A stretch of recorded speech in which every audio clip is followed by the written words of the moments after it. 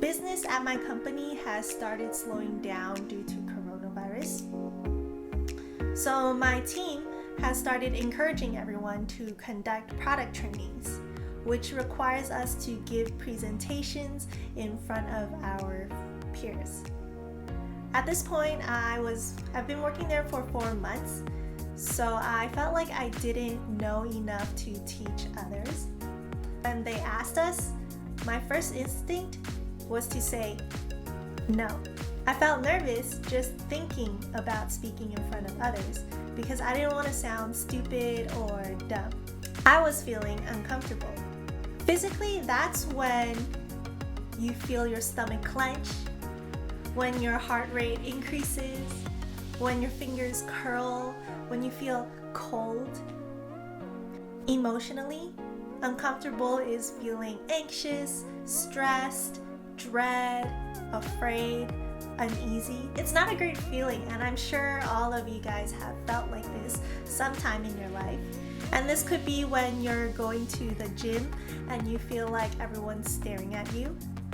It could be when you're being vulnerable with yourself in front of others.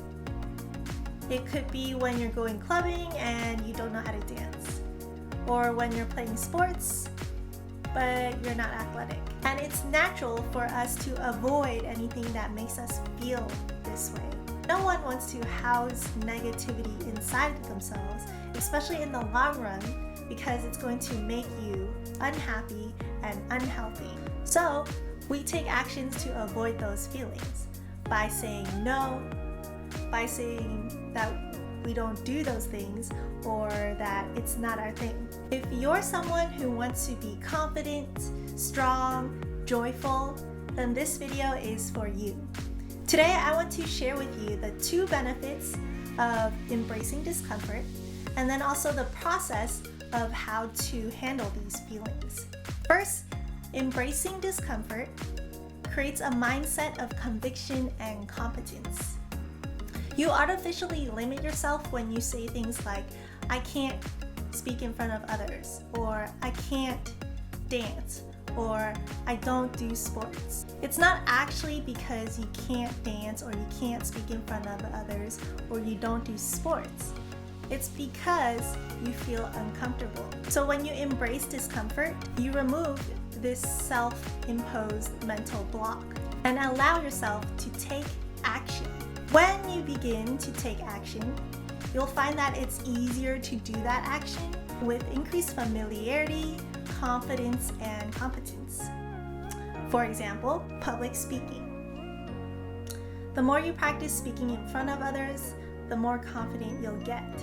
You'll slowly learn what volume to speak in so that the person in the back of the room can hear you.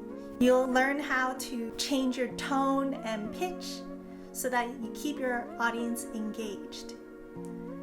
You'll start to be more conscious of your use of filler words. So, like, you know.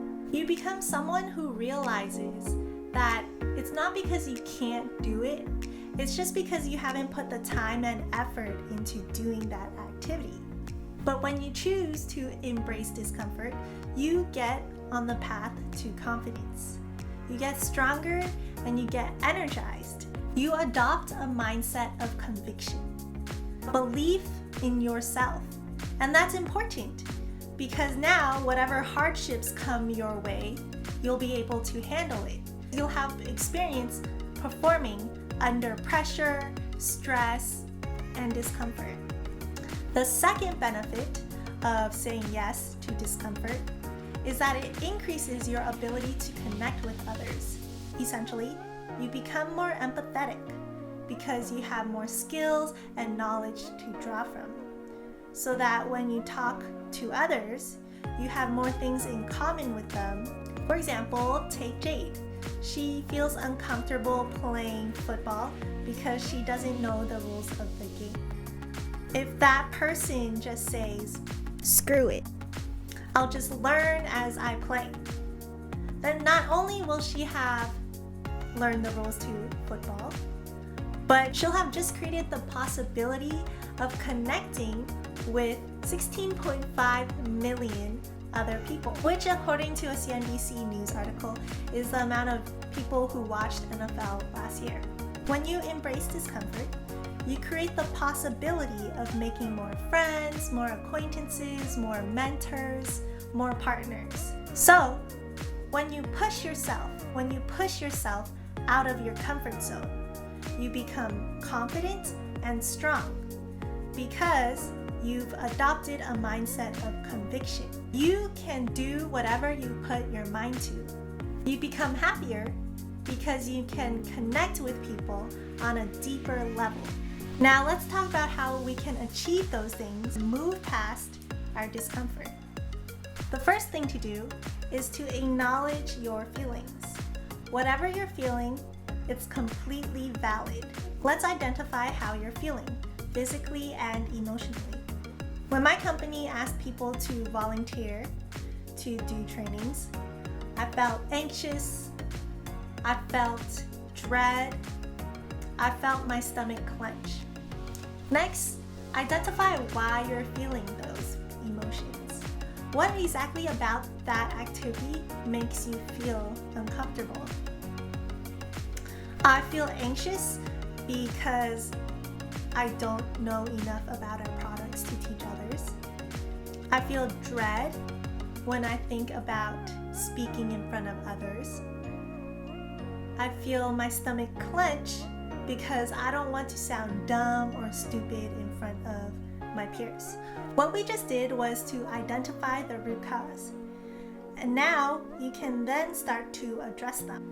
Some ways for me to improve my product knowledge is to read up on documentation, to just test the product out itself, and to ask my colleagues for their feedback. A way for me to not look dumb is to make sure that I practice my presentation in front of my team leader, my friends, or my family. And I can do breathing exercises right before my presentation to calm my nerves. Finally, the last thing to do is to identify the worst and the best case scenarios. The worst case scenario is that I freeze up in front of my peers and then they start laughing at me and I die of embarrassment. The best case scenario is that I do such a great presentation that it impresses my colleagues and it opens up the opportunities for maybe new responsibilities or a promotion, all while improving my public speaking and confidence. Now ask yourself, do these benefits outweigh the cost? Is this a 50-50 possibility? No, because the probability of the worst case scenario happening is lower because I've already done all these things to prepare myself. The benefits outweigh the cost. By putting myself out of my comfort zone and speaking in front of others, I will be more confident, I'll be a better speaker, and I will have gained the recognition of my peers. As you continue to embrace discomfort, you'll start to notice that it becomes second nature to separate your feelings from your actions. So even though you feel uncomfortable, you do it anyways. That's what happened to me when I was presented with this training opportunity. I actually didn't have to go through the whole process of what we just did right now. I registered that I felt uncomfortable and I acknowledged those feelings.